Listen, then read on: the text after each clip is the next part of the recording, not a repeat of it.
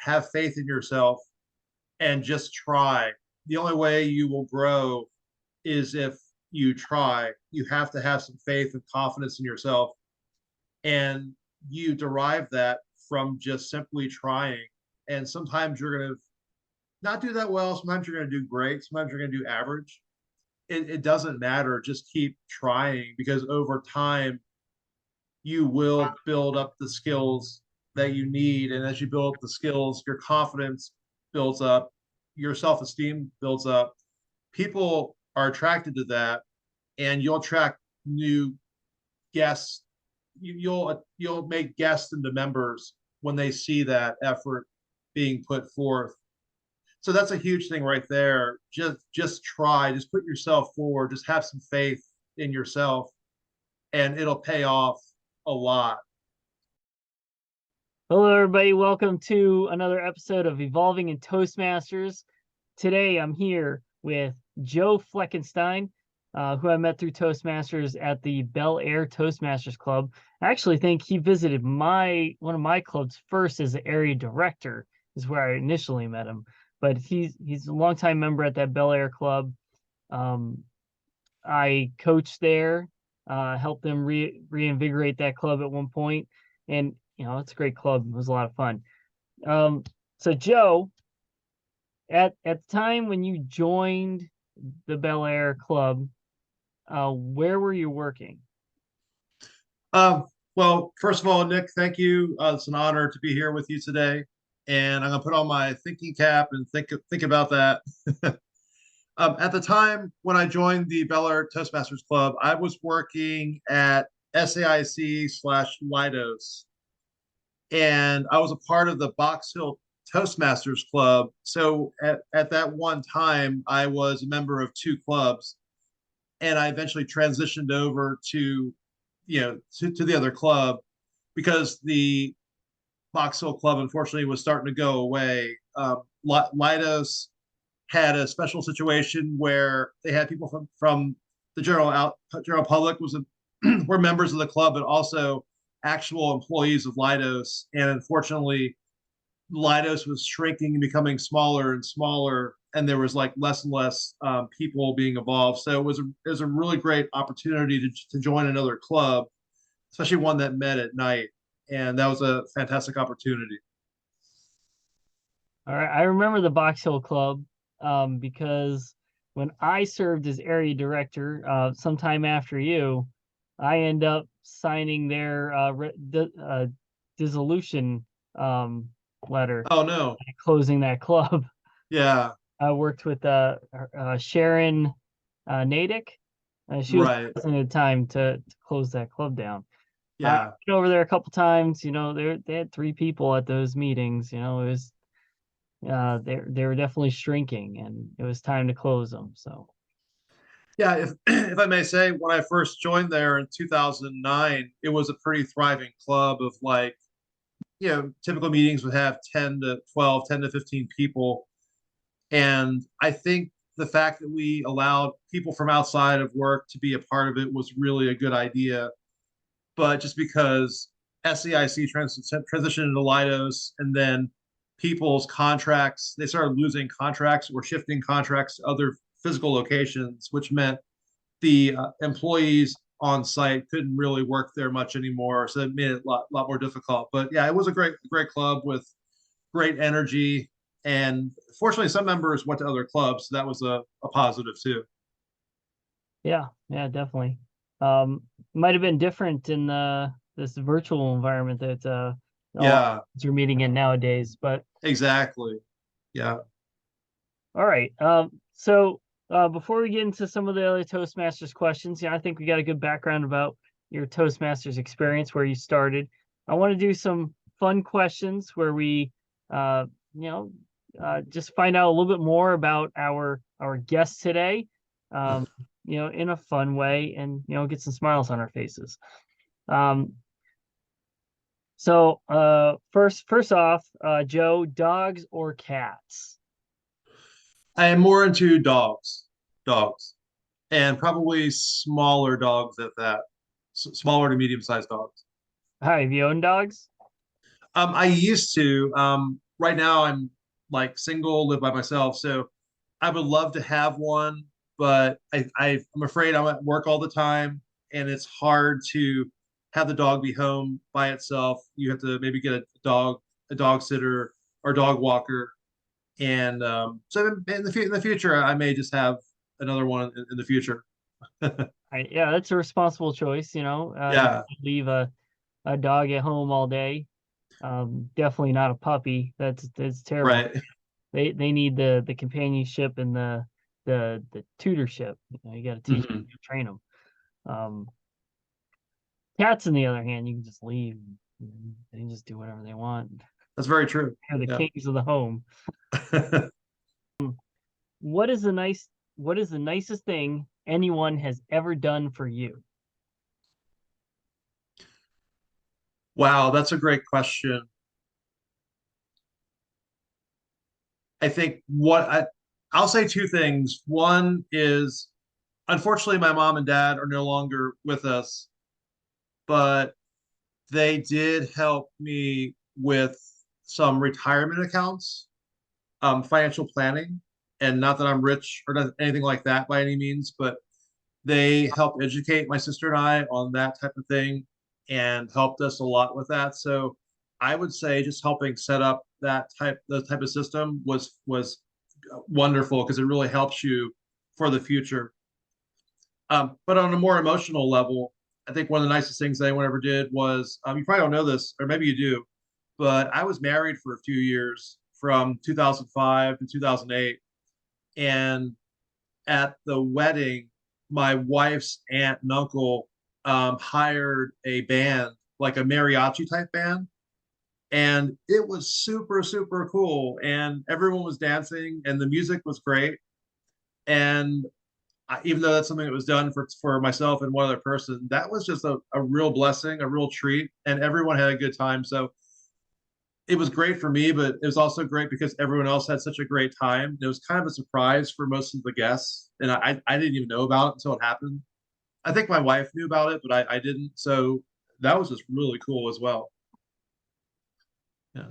Yeah, Yeah, your marriage was before, you and I met. We met yeah, exactly. 2012 is when I joined Toastmasters, so a little bit after that probably. Uh, Yeah, and then you know, live music is always great.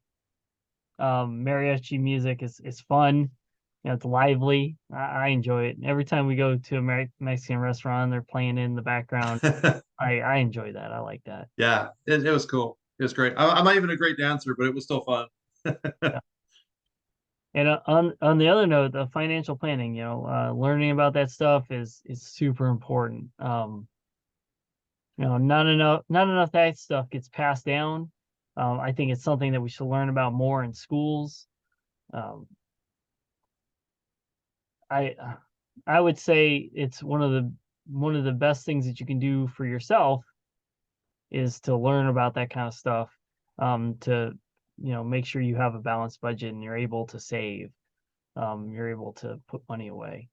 Um, right now, my wife and I are about to have another financial issue because our car today, the Prius, I was driving home Oh, and it had a hiccup, and now it seems like that's a transmission problem. So, having an extra 3K in the bank account to pay for that repair when it comes in is a great nest egg to have. Um, that's a great idea. Yeah, yeah. I totally echo your sentiments, and it's a shame in school. There's a number of subjects that are probably not maybe not as important that are sometimes taught, but I think that financial literacy is, like you said, super important. How to balance a checking account and how to basically just save a little bit of money. I'm not even an expert on it by any means, but just teaching that to the young generation is a really good idea. So I hope that in the future the schools will add that to their list of classes, like at least at the high school level, if nothing else. yeah, I remember in middle school doing a tax return. Wow, Yeah, and that's doing pretty good. like a physical one, not like TurboTax. Yeah, Asks all the questions for you, like going through and filling out the whole thing. Um, wow. yeah, schools have changed a bit. You know, you don't have it was the home economics class that we did that in, Oh, uh, okay. which doesn't exist anymore. They don't teach that. Yeah. I learned a lot of great skills in that class, and the tax return was one of them. Learned to sew was another one. Hmm. Yeah, picked up lots of great things in that class. That's awesome. Yeah, that's great. All right.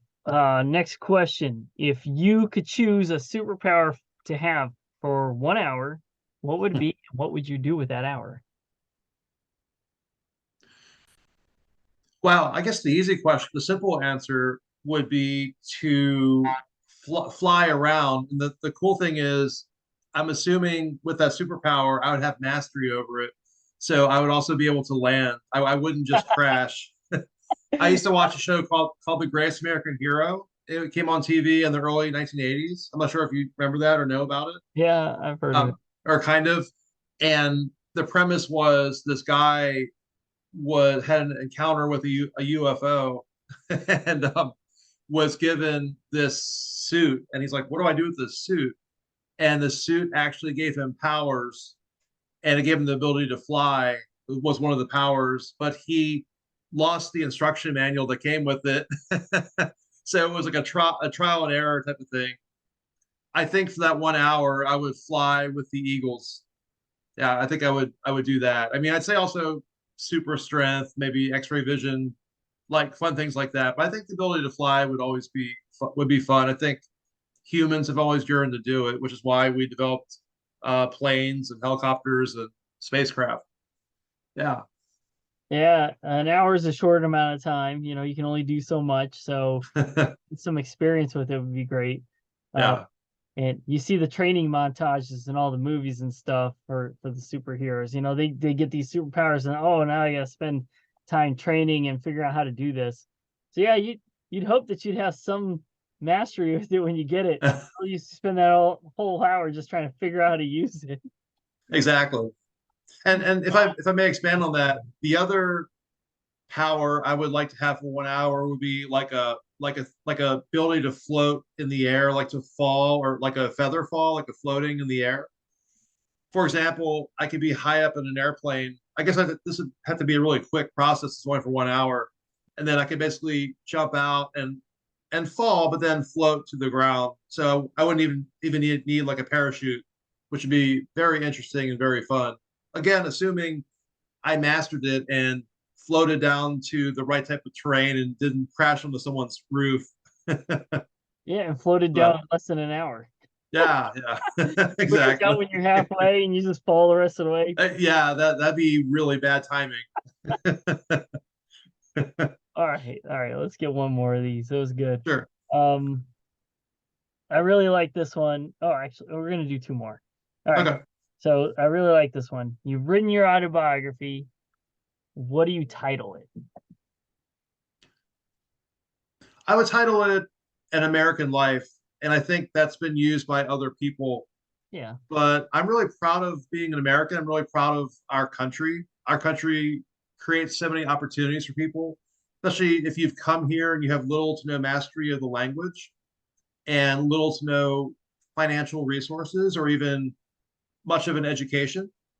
If you, it's very cliche-ish, but if you, some of it might be luck, but if you pray and if you work hard, and if I think if you have a strong work ethic and you treat people well, I think in time you can be very successful here. Even the first generation, as an immigrant, can be very successful. I was born here, but I'm just very proud of our country's history and the opportunities we've been given. And yeah, and not that I'm super successful, but I'm successful enough.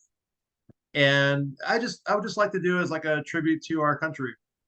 So I would call it an American life. Very cool. Yeah. Yeah. All right.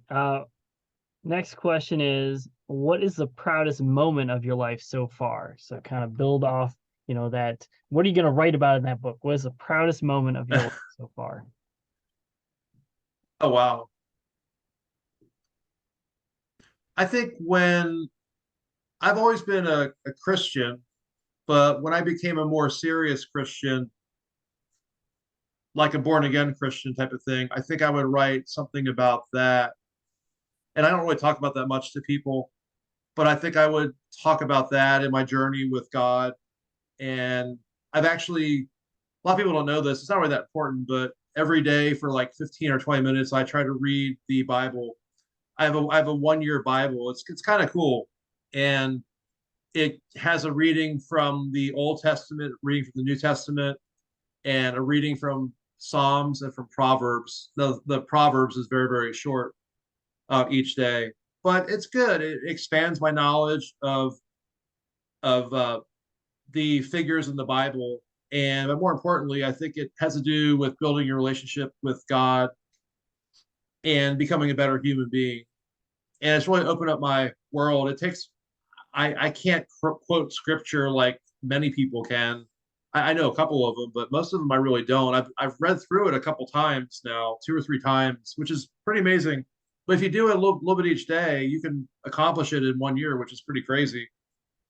But yeah, each time I read it, I realize how little I actually know of the whole story of all the different people in the Bible. But it all kind of connects together in its own sort of interesting way. So it's I would have a lot of my story would have to do with that, I believe, and just like practical life lessons. And yeah, so I think I'd probably concentrate on that. Yeah, It's always great to, try to pass on what you've learned, what what insight you've gained through your reading, your life experiences. So yeah, that's great. yeah, and of course, there's lots of mistakes, made a lot of mistakes along the way too. So it's good to pass on that knowledge as well to people, so they hopefully that they don't repeat the same mistakes. Yeah. Yeah. So now to get on to, some stuff that we've experienced and learned from and to pass on that information, let's talk about our Toastmasters experience. Okay. First, do you remember what brought you to Toastmasters in the first place? Yeah, so actually, you're very accurate with your history of myself at Toastmasters, but you may not even know this. I haven't told very many people, but before my incarnation in Toastmasters in in Maryland here in northeastern Maryland, for a couple of years I lived in the D.C. area. Back in 1998 to 2000, I lived down there. A real good friend of mine named Mark Stecker, who's still a good friend of mine today, he was my roommate when I was down there. Back then, we were in our late 20s. And Mark worked for the Washington Opera, which is kind of cool. He was in the marketing department. He's not a singer, but he was in the marketing department. And he wanted to expand his ability to do presentations. He's already a very good speaker to begin with, but he wanted to become a great speaker, and he wanted to be really good with presentations at work. And he joined a local Toastmasters club, I guess, in the Northern Virginia area, which is where we lived. And he told me about it a couple times, and I thought that's kind of interesting. I've always been very shy, and I've always wanted to have stories to tell, and I like telling them to people in small groups, like onesie twosie. But in front of an audience, I was always a little bit nervous. However, I did notice in the past when I would do presentations or storytelling, once I was up there for a while, the nervousness kind of melted away. And I wanted to find a way to make it go away even more, or maybe even permanently. I mean, it's always with you, I think. But so he was kind of interesting. I never actually went with him to a Toastmasters meeting, but I went to the Roslyn Speakeasy Toastmasters Club about 1999/2000, and my job knew about it. It was actually a lunchtime club like the one I did later on, about 11 years later. And I went to the Toastmasters for about a year and a half, and I really, really enjoyed it. I wasn't that great of a speaker, but I did improve. And when I had my annual review at work, they did notice that I was improving in my skills in general, including organization and leadership, and they were very happy with that. Unfortunately, I moved back to where I live now in 2000. Nothing wrong with that, but I stopped doing Toastmasters for about 9 years until 2009. You get caught up in life, Yeah. and it just wasn't as important to me at the time. So that's kind of what I did for about 9 years. I didn't do it until 2009. And I think I forgot your original question. Do you remember what brought you to Toastmasters? Oh yeah, so it was my friend Mark Stecker what brought me to it, and then I'll expand upon that. When I went to SAIC, which is what Lidos was before it Lidos took over, was SAIC, and a guy named Brian Kirby. I'm not sure if you remember that name or not, but he I was a met member of the Brian. Box Toastmasters, and he was actually my future boss for the years that I was there. So I went on the interview, and I made sure my work resume at the end to put some activities and interests. And I thought it was kind of interesting because if people were to have me up against other people for a job, I thought that maybe if everything else was equal, having an activities and interest section of the resume might set me apart. And you never know, it might be the edge I needed to gain the job. And sure enough, it did. Brian mentioned to me that he saw the resume on my resume. I had Toastmasters from the past, and he said that, oh, we have a club here, and he kind of hinted that he sort of wanted me to join it. So, um, sure enough, the interview process took a little while. Took a little while to be hired on, but about 3 months later, I was hired on to SAIC, and that was great. And then I've quickly joined their club, and so that was like the second. That was like the second portion of my career with Toastmasters was starting in 2009, 2010 range. Yeah. All right. Yeah. Yeah, it's always great to have that on your resume, especially you've been in any leadership positions. And if you can write a little bit about what you've learned, um, what you gained out of it, what you accomplished, that's even better. Describe it a little bit. Um, Mm-hmm. it's it's it's not something that you put on there lightly. You want to emphasize it because it's such a great um, tool to be able to communicate and lead people. Um, now when you wrote it on there originally, you'd been in Toastmasters how long in the Well, that's a good question. I'd only been a Toastmaster like a couple for a year, year and a half, year and a and half? then that was a long time before. But I figured it couldn't hurt. Yeah, So, and it wound up helping me. I mean, I eventually would have been hired on, I'm sure, somewhere else, but the experience I had at SCIC Lidos was a really good experience, and it led me to where I am today. And it helped me to join the Box Hill Club, which helped me to join the other club. So yeah, it worked out well. Without that experience, I may not have met you, or maybe I would have, but it would have been a lot later. yeah. So yeah, I remember in 2015 when I was looking for a new job that putting Toastmasters on my resume, it brought people, it made people ask me about it. Um, yeah, People said, "What's that?" Or, "Oh, I've heard of Toastmasters. That's really cool." And then we had a little conversation about it.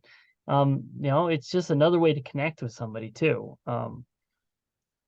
absolutely. Connect Yeah, in a different way because not everybody has that on there. So, great. yeah. So Thank my you. next question was going to be what convinced you to or compelled you to join. So we kind of covered that. Um, so when you let's skip ahead. Let's talk about when you joined um, Bel Air. Um, at that point, what did you want to get out of Toastmasters? You'd had a lot of experience with it. You kind of figured out, I'm getting something out of this. But Yeah, do you have any particular goals when you joined a second club? that's a great question because when I joined it, the Boxel Club was still doing okay.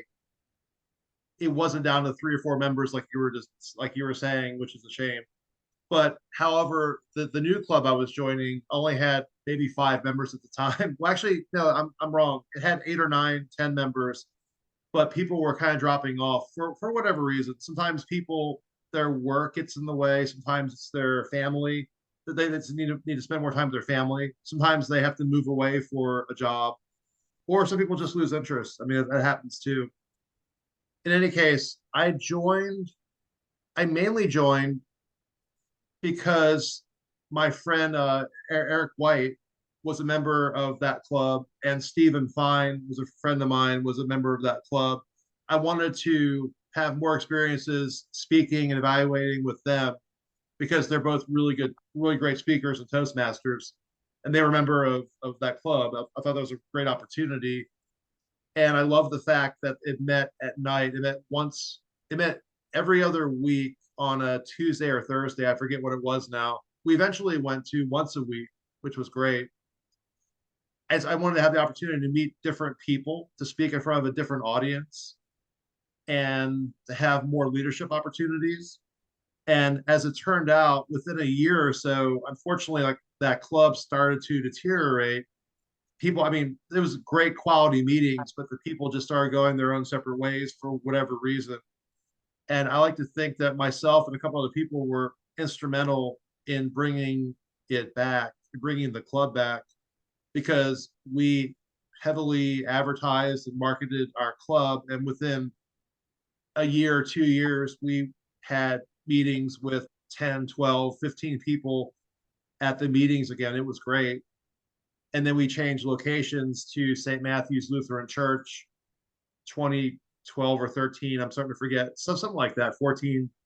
It was a little bit later, but that even helped us even more. So yeah, I think it was leadership opportunities. I think it was spending time with a couple of my friends from the other club, and just getting to know to know some new people. Part of the reason I do Toastmasters was or is and was just to meet new people, make new friends. I just really derive a lot of satisfaction from that. It's great. It's like a social outlet. Yeah, I hear what you're saying. Connecting with people and making some new friends. Um, Yeah.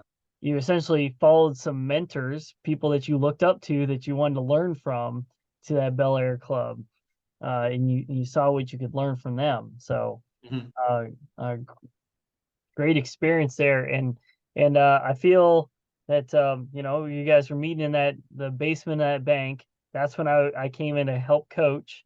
Do you remember when I ran the moments of truth? Kind of. I remember you being there. I don't remember exactly what happened or what transpired from that. I'm sure you gave us some really good ideas to help jumpstart and enhance the club, but my memory is a little bit fuzzy on it. You might have to refresh it. Yeah, So, I I I felt like I came in there and just dropped a book on you guys.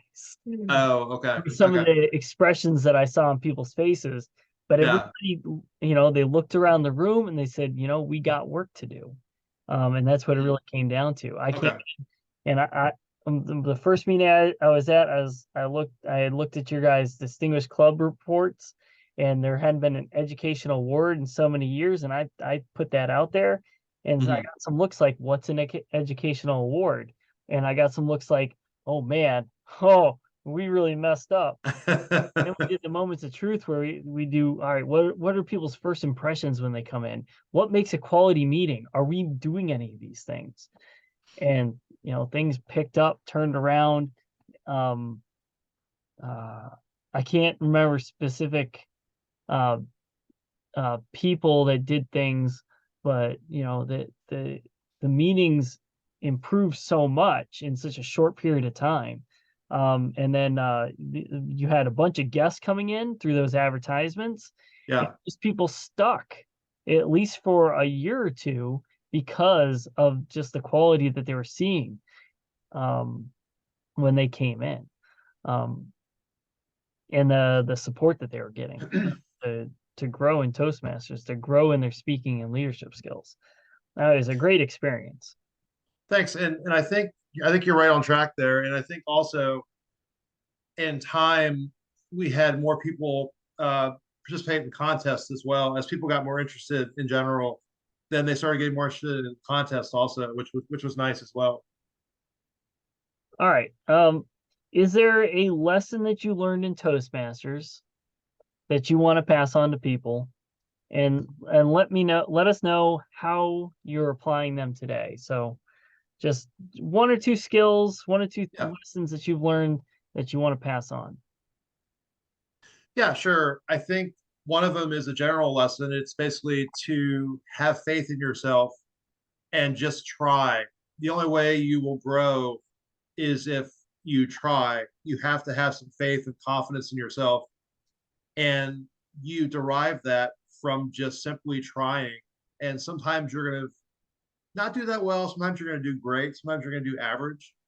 It doesn't matter. Just keep trying because over time, you will build up the skills that you need. And as you build up the skills, your confidence builds up, your self esteem builds up. People are attracted to that, and you'll attract new guests. You'll make guests into members when they see that effort being put forth. So that's a huge thing right there. Just try, just put yourself forward, just have some faith in yourself, and it'll pay off a lot. Never give And up, never surrender. never surrender. Yeah, Yep. You yeah, only exactly. fail if you That's a walk great away. that's a great theme. You Yeah, can't succeed if you give up. So yeah, great lesson to learn there. yeah, and also my friend Allie Paskin, who's a member of the current club, no longer a member of the current club, but the current club I'm with. She was not a member of the Foxville Toastmasters. She came much later in 2016, 2017. But Allie is a fantastic mentor, and she's helped mentor and coach five, six, seven at least, if not more, um, new Toastmasters, and some of them actually went on to do local contests and did very well at the club level, area level, even the division level.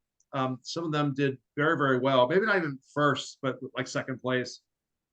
Who cares? It was great. So I think the fact that if you're willing to become a mentor and if you're willing to listen to mentors, I think it's great because you'll gain even more skills or enhance the skills you already have. And yeah, and just not being so arrogant or so selfish to say, "Oh, I know it all. I don't need someone to help me."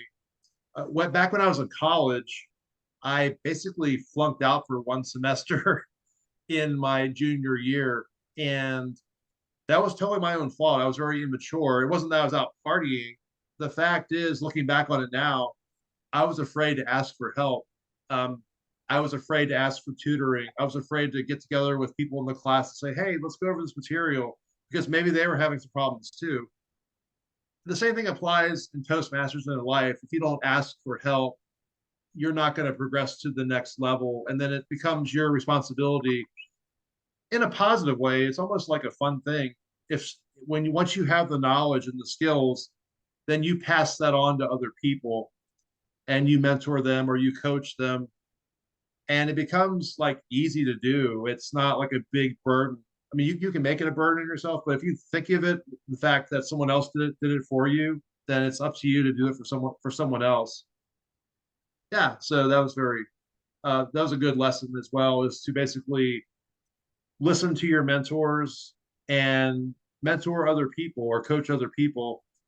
And the last thing I'll say is that it's important to take the time to see if your mentor is a good fit. And if you're going to mentor or coach someone, maybe have a little interview session beforehand. I mean, just for fun, like go out for coffee and to see, is this person a good fit? Like they might be a good friend, but maybe you don't work well with them. But find someone that you work well with, have good chemistry with, and then it makes it that much easier. Yeah. Yeah, I agree. Yeah, Knowing when to ask for help is so important. yeah, And then knowing the right person to go to can be mhm, really important too. We've assigned a lot of mentors in our clubs, mhm, and a lot of those mentorships didn't work out because it was just the wrong pairing. Um, yeah, I remember I've worked with a bunch of people, and not everyone that I worked with is, good with my style. Um, but I've had some people thrive, and I've had some people just say I'm asking them to do too much work. mhm, exactly. that's how you get it done. You got to put in the time and the effort. Um, and that wasn't what they needed. They needed some other help. And I was still learning how to do the mentoring and coaching too. So, I Mhm. recognized what they needed, and I didn't know how to give it to them. So, Yeah, and a friend of mine who I know from outside of Toastmasters, who's actually also a very, very good speaker. He's actually better than I am, in my opinion. Um, he used to work in retail a long time ago as a manager or a department head or a manager, and he gave me some good wisdom. This really doesn't really apply to children. It's more for adults because I think for children, everyone has an obligation. Your teacher, parents have to help the children whether they want to help or not. I mean, I think that you have an obligation to help the children. But when it comes to adults, we have basically free will, independent will. And when it comes to the workforce, for example, sometimes you have people that are in the workforce that really want to get ahead or just want to do a good job. And maybe they don't have all the skills yet, but you can tell they have a good work ethic and they want to do well. Other people at the job are just there just to collect a paycheck, or they're just simply kind of lazy. I hate to say that, but that does apply to some people, especially in retail. I've had a lot of experience in retail in my teens and 20s. And my friend Bob basically told me, you know, use your time wisely and spend the time in that situation mentoring and helping the people that really want to be helped, the people that have the promise, the good work ethic. Even if they don't know everything, they at least have the desire to learn and spend as little time as possible with the people that don't want it or don't care. That's harsh to say, but really, it's great wisdom because you can develop new leaders out of people that want to be leaders, and everyone else maybe their path really isn't that job. The ones that don't seem to want to be there, maybe they're better off somewhere else, and then their skills may flourish somewhere else. So I thought that was like really good advice. It's a little bit harsh, but it is the way of the world. And if you can help people that want to be helped, I think that's really important. Yeah. so the creed that for the the black belt degree that I'm going up to, third degree, is right on point with that. It's a Confucius quote, and it's I will not teach a man who is not already uh working at bettering himself. So Hmm. you don't want to waste your time helping somebody that's not trying to help themselves. Um, Yeah. it's not already putting in work to fix something, to build themselves, to grow. Because if they're not putting the effort on their own, they're not going to put in the effort when you try to help them either. And Yeah. I learned that the hard way with a lot of people, through Toastmasters, people that left after a short time in the club, and we're trying to help them, and they just weren't ready to join. And that's a lot of people aren't ready to try to put in the effort that it takes to get better at a skill, or Hmm. to get over a fear of public speaking. They just aren't. They might not be ready um, Yeah. to put in the work. So kind of building off that, and we kind of touched a little bit on it. What do you feel you accomplished in Toastmasters that pushed your career forward? Great question. I think the Toastmasters gave me the confidence to work well with anyone. I think if I can go to Toastmasters, there's a bunch of guests or a bunch of new members. I don't know them, but I can work well with them and over time develop relationships with them and see them flourish and see them having fun and doing well and then teaching others. Um, what I'm trying to say is I think that it basically helps me to build relationships. And I already kind of had that skill before, but it enhanced it even more. So that at my current job and other jobs that I've had, a lot of my jobs have been customer service oriented. And like my job right now is not the hardest, you know my job, it's not the hardest job in the world, but in a sense, it kind of is customer oriented. And I try to take it to like another level in a sense that I like to just I'm a kind of a receptionist. I want people to have a really nice day, even if it's a bad weather or people are in a bad mood. I try to do something to brighten their mood. It could be a joke, it could be a dad joke, it could be just getting to know them and then conversing with them in a way that they feel comfortable and they can talk to me just for 2 minutes or 5 minutes. And I like to think that it helps brighten their day a little bit, whether they're coming in to the building or leaving. And I learned a lot of that or got have my skills enhanced from Toastmasters just by developing relationships there with other people. And it's almost like practice for real life. But I mean, that's real life too. But it's practice for your workplace. It's practice for your place of worship. So it's that right there was great. And even though I'm not in a high level of leadership in my job or in other jobs I've had in the past, in Toastmasters, I was lucky enough to be the vice president of education, which is the second highest level position in the club. And I've also been the club president a couple times. And I've also been an area director and a director even at a higher level than that once or twice. And those experiences basically just gave me better confidence to work with other people. What a lot of people don't know is on a personal level, I'm kind of interested in like the local school board in Harford County and also in local politics. I've actually run for a couple positions that required you to be elected in the recent past. I haven't been successful yet as far as that goes, but the public speaking and the ability to connect with other people has really given me confidence to do those things where I was basically in elections. And if I do it in the future, I'm hoping my past experiences will help me to actually win at some point.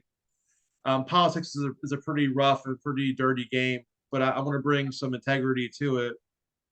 And part of the election process was me going around to people's houses. I have a list of voters in my area, my community, and I would go around and knock on people's doors and try to get them to learn a little bit about me, what my message is. And without Toastmasters, I would have had a hard time connecting with some of those people because some people are just not friendly or they don't want to be bothered. And you have to get to know how to handle each person. And some people are very receptive, of course. Most people are very nice, but sometimes you get people that don't want to be bothered or talk to, or that think the opposite of you, which is fine because we're in a free country. So I learned, I think, just basic ability to empathize with people and to get an idea of what people like and don't like. And that's really helped me a lot in doing that. And that, again, it's an area of my life I don't really talk about very much, but it is important to me. And I want to see our school system, public school system, do better, for example. So if I run again in 2026, I haven't run since 2014, but if I run again, I think these skills I've acquired at Toastmasters will definitely help me to relate to people and have them relate to me. And maybe I'll get elected. So one project that you should check out in Toastmasters that Okay. I hit on level 4 for I forget which path it is, but it's called emotional intelligence. Ah, okay. Well, that's I forget the name of the actual Yeah. project, but emotional intelligence is what you're learning. You're recognizing Right. your emotions, recognizing other people's emotions, learning to empathize and be compassionate. And Joe, I think you're one of the best people at it that I know. Uh, Oh, thanks. yeah, you're very compassionate. And I watch you when you're sitting at the desk there, interact with everybody coming in. We hang and we talk for a bit. So I see you interact with a whole bunch of people. And receptionist is a great word for what you do because you're receiving everybody. You just receive them. And it doesn't matter who it is, you receive them and then you send them on their way. You send them with a happy attitude. And I think that's Yeah. great. But as a security guard, that's your real job. That's what you're really Yeah. doing. Oh, yeah. Yeah. You're using that emotional intelligence to recognize, all right, is there something off with this person? And be able to recognize a security threat before it happens. And Right. you spend most of your day, it's everybody's just a little bit different, because they're coming with different attitudes every day, but nothing's like really off. And then be all organized. All right, who's trying to sneak something in that's not supposed to be sneaking something in? Right. Exactly. You can pick up on that kind of stuff. That, Yeah. that's a big part of your job, and I think you're one of the best people to do it because Oh, even thank you. if somebody is having an off day when they come in, they're going to be having a better day after they interact with you. So I think you do Thank you very much. I really appreciate shine that. right there. Wow. Thank you. Um, all right. I got basically two more questions left. And we're definitely getting close to end time here. So Yeah. um the big question is, do you still do Toastmasters, and why or why not? That's a great question. After everything I've talked about, unfortunately, in November of 2021, I stopped doing Toastmasters. Part of it was I kind of needed a break because for about 12 years in a row, I was doing it. I really loved it. I still think it's great, but I kind of needed a break from it. But on a more practical level, my job at the time, I changed jobs, and my shift went from working during the day like most people do to working in our front lobby, working from 2 p.m. to 10 o'clock at night. So I could no longer really go to our club meetings that met from 7 o'clock to 8:30. Yeah. And I probably could have joined another club that met at a different time, but it just didn't seem appropriate. I needed a break, basically. But now that a year and a half has gone by, and now I work during the mornings, 5 a.m. to 1 p.m., which is crazy, waking up that early. But I have an opportunity technically to join again. And I'm thinking about at least going to some meetings at my old club and maybe even a different club just to get different experience and just kind of playing with it and seeing the people that are there from the past and maybe meeting a few new people. I'd say the chances of me joining again are 50-50. It's probably a coin toss. And I think the more that I go back to meetings, that will probably increase to 60%, 70%, 80%. Because deep down, I love doing it. I love the people, and I love helping people. I love being actually I love being helped too because I need it sometimes. And I think my skills have probably deteriorated slightly because I haven't been practicing. I mean, they're there, but it's almost like a foreign language. If you don't practice it, it's there deep inside of you, but you need to practice to get it to come back out, and then to then to grow again. So yeah, I'm not doing it right now, but I think the chances of me doing it again as far as a paid member is 50-50. And if I start going back more and more often, then that will just increase, the likelihood will increase. It might be with the same club, it might be with a different club. But there's a number of clubs to choose from in my general area. So I'm kind of fortunate in that respect. Life is long. There's plenty of time to get Yeah. back into it if that's what you need and that's what you want to do. I think community wise, it's always great to have a group of friends that you can rely on. And if you need that, Toastmasters is definitely a place you can find it. You'll find like-minded people, find people that are trying to make themselves better and grow, and those are always great people to surround yourself with. Mm-hmm. Um, yeah, if you want to come check out the Fort Monmouth Club, you're always welcome over there. Oh, thanks. We meet while you're working, so I know you're probably not going to be able to do it Yeah, at this point. But if your schedule changes and you can't get over to a different to the evening club, then you're always welcome at my club. That's for and sure. I know you're telling me there's the club in Joppatown, and there's the one in the Edgewood area that just chartered. So those could be possibilities also. Yep. Yeah. If you need a different environment too, Yeah, but you might run into a personality up there, Bel Air, that's just not mixing well with you. You can try somewhere else. that's true. Yeah. Um, so and that's always a great reason to take a step back from anything you're doing. You feel like you need a break.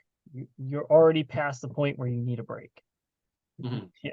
Yeah, exactly. I felt that way in Toastmasters, And Yeah. I am so happy to have closed 2 clubs that I was in, Hmm. because it was draining me, completely draining me, and to try and keep those clubs running, and to continue to be in leadership positions in those additional clubs. It was great, when I was learning and doing a lot, and those clubs are big and growing. But as soon as they start falling off after the pandemic started, um, Yeah. it was just too much. So you got to recognize when it's time to take a step back, when Hmm. when other people are leaning too much on you, or you're requiring too much of yourself. Um, recognize that you need to take that step away and reevaluate, what you're getting out of it, what you need, and take that rest and break. I agree. All right, I think we covered some great stuff today. In Toastmasters, we talked a lot about community and the people that you're um, connecting with, and how important that is, and mentorships, and how important, surrounding yourself with positive people that are going to help you recognizing who is in need of help, what Hmm. kind of help they need, recognizing people that are helping themselves, and spending your efforts in that direction instead of with somebody that you know isn't ready to help themselves, or isn't working on their Hmm. skills themselves, and we're in an effort that you might waste your time and efforts. Um, what else did we talk about? Well, we talked about how to connect with others, how to build your confidence, and the importance of some leadership positions to an extent as well, because that's like the culmination of everything is when you become a leader as well. Yeah, and we touched on emotional intelligence. That was the Emotional intelligence, I wanted yes, to that, bring that up. was very important too. and Yeah. um and how using empathy and compassion can just be a great part of that connection with people. Hmm. All right, I think we got a lot to pass on to other Toastmasters that might watch this or listen to this, and stuff for them to grow from. So, Joe, I want to thank you for your time. Uh, Take Sure. time to speak with us about Toastmasters and your experience today. Your answers will help current and future Toastmasters to have a better experience, and to reach new heights, make new connections. So Oh, thank you, Joe. Thank you, viewers, listeners, and let's keep evolving in Toastmasters. All right.